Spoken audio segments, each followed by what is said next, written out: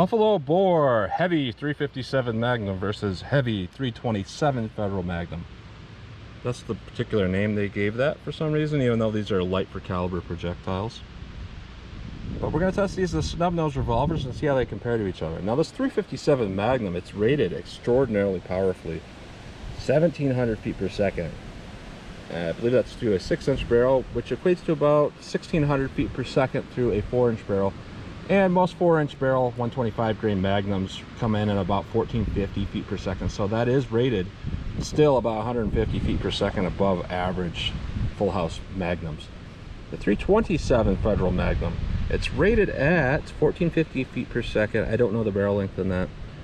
So it's rated a lot lower and a lot less velocity and a lot less bullet weight there.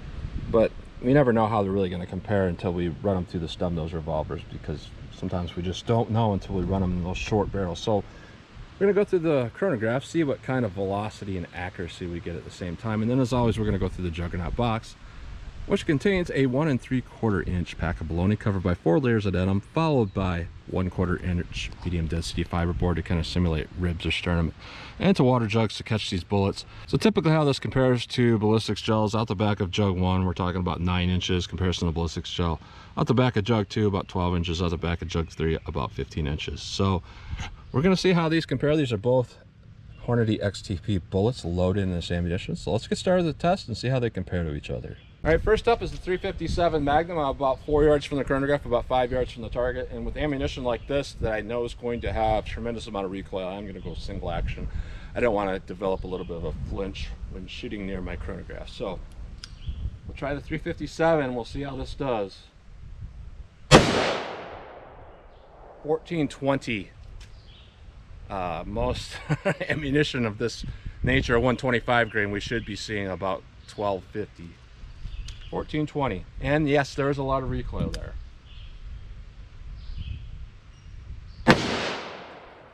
No read because I pulled it a little bit.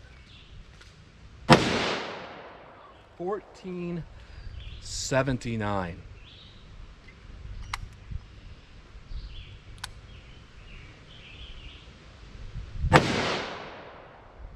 No read. I've got one more in here, and that's all I'm going to do with these.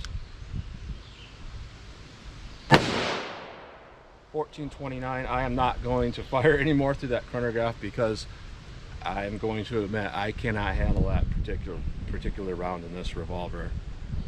That is a lot of recoil. It is not comfortable whatsoever. So let's pull out the 327 and see how that compares. All right, next up is the 327 Federal Magnum. This should feel a lot more comfortable than that 357, hopefully. So we'll see what we get.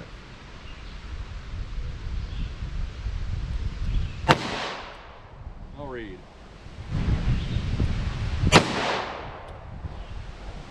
No read. Interesting, it's not reading. I'm going to turn on the chronograph lights and see if that makes a difference. Alright, I'll try for a few more. 1246. No read. 1246. No read. No read. Very hard to extract these rounds. A lot of stuck cases there. I'm going to back up a little bit. Sometimes when we get this error, it's because the type of powder they happen to be using isn't meant for a short barrel, and it's kind of throwing flakes and smoke in front of the chronograph and causing error. So I'll back up just a little bit and we'll try to get some more readings. All right, about 6.5 yards. See what we get.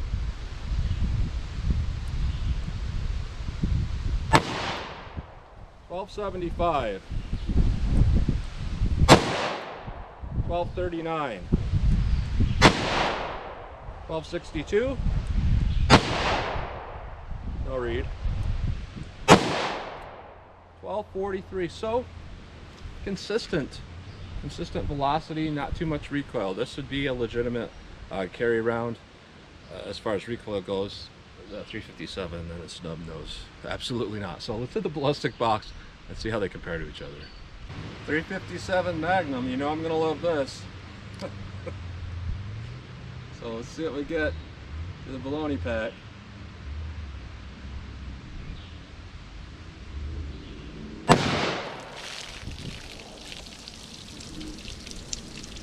I was hit with forcibly a lot of baloney hitting me.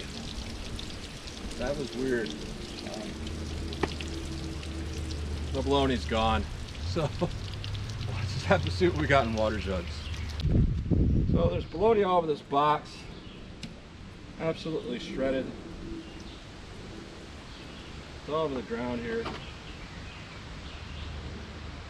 Definitely larger than diameter hole, despite it being an XTP bullet, but we were working with more velocity and a lot of 4-inch barrels will throw that at. So let's see what we got in water jugs.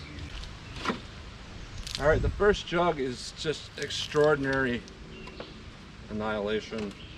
The whole thing from top to bottom completely split. Impact on 2, they're completely empty with 2. All right, impact on 3.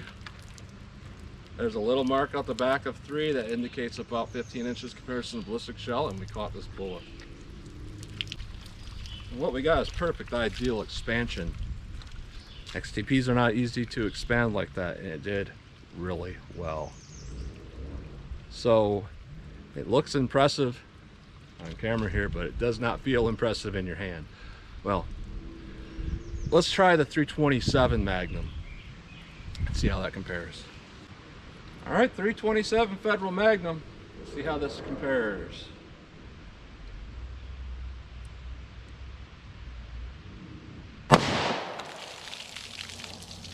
All right, really good damage. You know, it's greater than average, but compared to that 357, it looks not as impressive. Right, we were actually able to hold this whole baloney pack together through the fiberboard. A little bit larger than diameter hole, so that doesn't indicate it was expanding in this baloney pack, and really good damage, similar to about a 9mm damage through baloney packs. So let's see what we got in water jugs. All right, first jug, we have a nice centered hit here.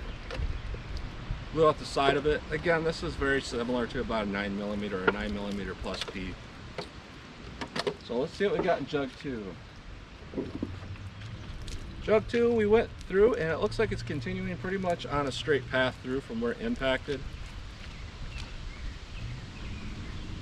Impact in jug 3, and we actually see a little dent in jug 4. That's comparison to about 15 inches of ballistic shell again, just like the 357. The bullet is in the jug. And what we got is really impressive looking expansion. Here's from the side. It's a pretty long for caliber bullet, but it expanded that hollow cavity while leaving the rest of the bullet a little bit longer and intact. So my takeaway of this ammunition is that 327 is an excellent carry cartridge. You know, even at 6 yards, we were gripping them really tight, really consistent velocities, really good performance. That 357 Magnum, it's one of those rounds you can't really see it through the camera, but I'm telling you, don't use that for self-defense in a stub-nose barrel. I'm not even sure if I'd want to use it in a 4-inch barrel.